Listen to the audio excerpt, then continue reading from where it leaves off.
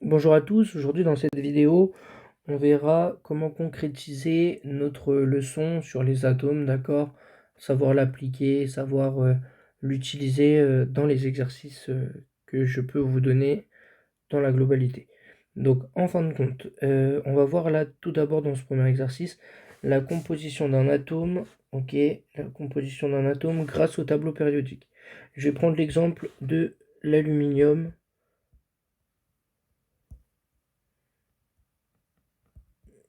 Je vous l'ai surligné juste là, d'accord? Dans la case, vous avez AL 27 13, d'accord? Donc, dans un atome, quand on vous demande la composition, c'est nombre de nucléons,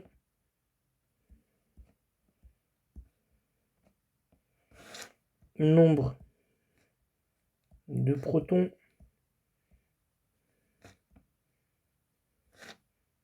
nombre d'électrons,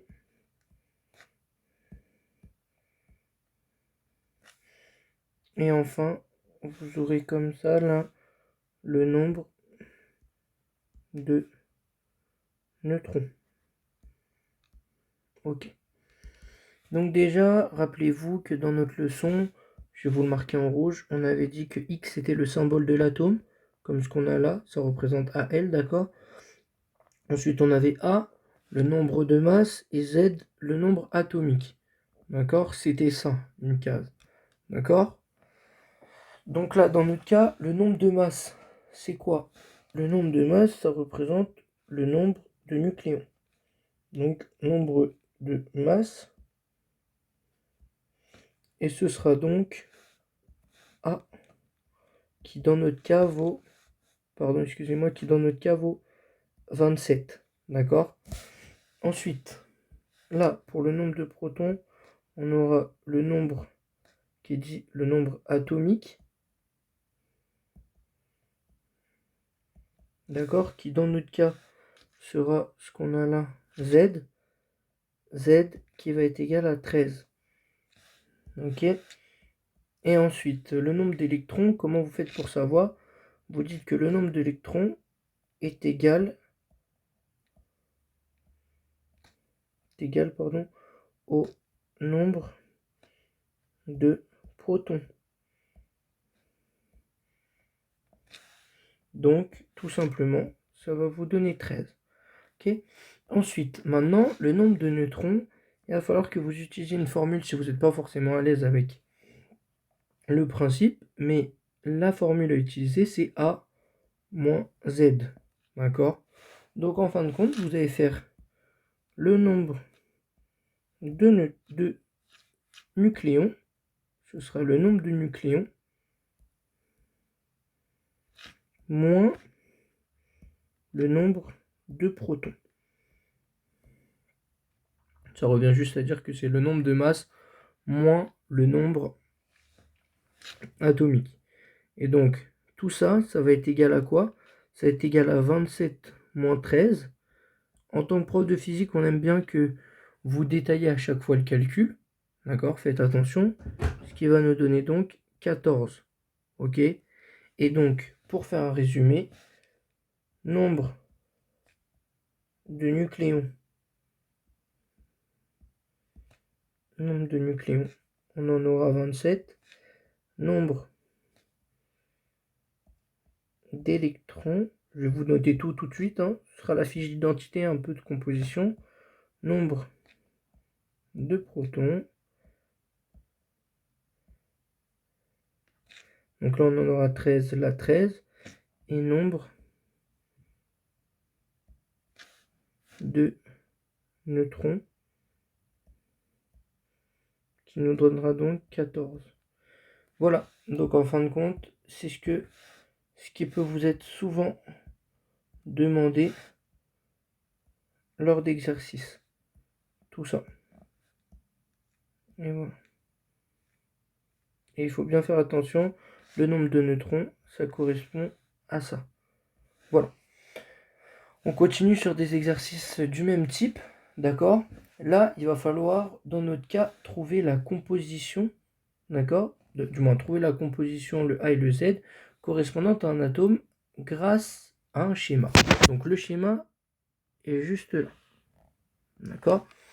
Vous pouvez distinguer tout de suite quelque chose dont on a déjà parlé dans la leçon.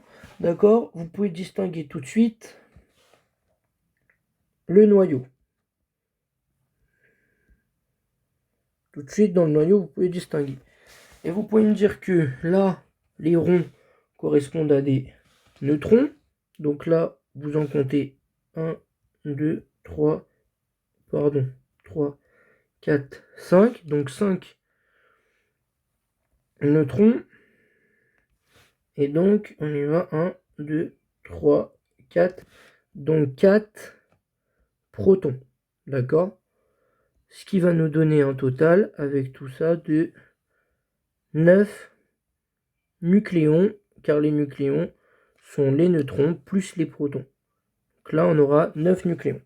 Et ensuite, dans le cortège électronique, donc, toc, le cortège électronique, tout ce qui est autour du noyau, le cortège électronique, vous allez donc retrouver un nombre d'électrons. Et vous aurez donc, dans notre cas, 1, 2, 3 et 4. Donc vous aurez bien 4 électrons. Donc, quelles sont les données importantes à voir d'après ce schéma? Je vais les surligner avec vous. D'accord? Donc déjà, la chose importante, c'est le nombre de nucléons et le nombre de protons. D'accord?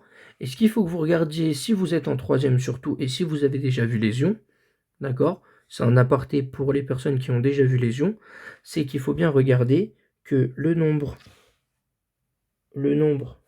de protons soit bien égal au nombre d'électrons.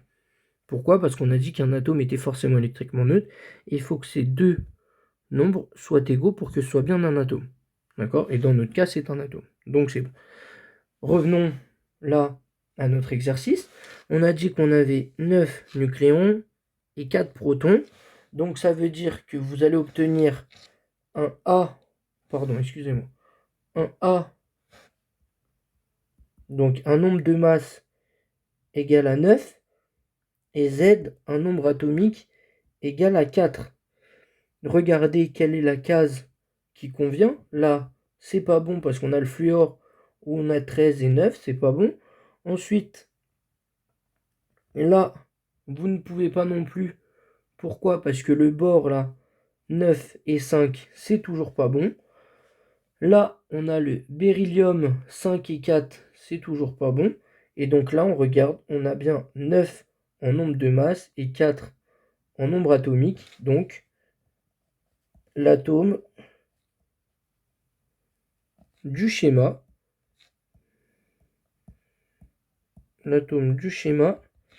est le beryllium 9, 4.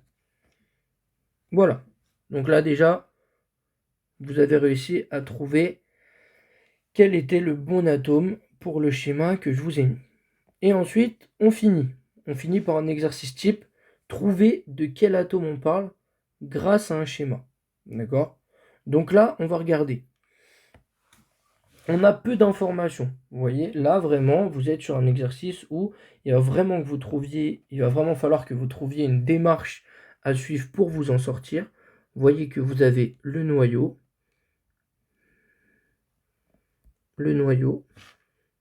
et dedans, dans ce noyau-là, vous allez retrouver combien? 8 plus.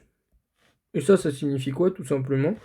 La particule chargée positivement, c'est le proton. Donc vous allez avoir 8 protons. 8 protons, tout simplement. Ensuite, vous regardez. 1, 2, 3, 4, 5, 6, 7 et 8. Vous avez aussi 8 neutrons. 8 électrons, pardon. Vous avez aussi 8 électrons. Ça signifie que c'est électriquement neutre, toujours. On n'est toujours pas dans le cas d'un ion, d'accord? Si on a déjà vu les ions. Donc, ça veut dire qu'on a 8 protons. Donc, vous savez juste que Z, c'est égal à 8. Parce que Z, c'est le nombre atomique. D'accord? Ça, vous le savez. Mais c'est la seule chose que vous savez à propos de l'atome qui est représenté sur ce schéma. Je veux que vous vous rappeliez tout le temps que, d'accord, pour un élément